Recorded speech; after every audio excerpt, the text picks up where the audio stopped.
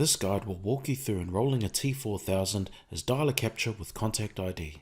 Start by clicking Add Device, then select T4000.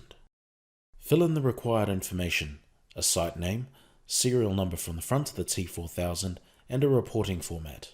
As dialer capture is default, there's no change required. If professional monitoring is required, select the control room the T4000 will report to, set a monitoring plan, and use a client code as given to you by the monitoring station. If additional services are required, like push notifications, add them now, otherwise continue. Select Complete and Activate Device to finish your pre-enrollment. You can now reach out to your control room to complete the activation based on the details you've entered here.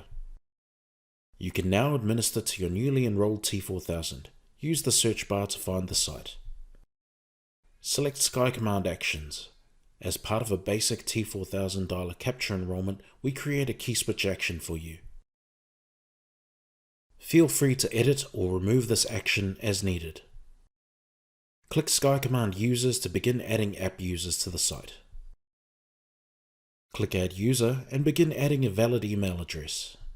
If the email address doesn't exist in our database, an invitation can be sent from here.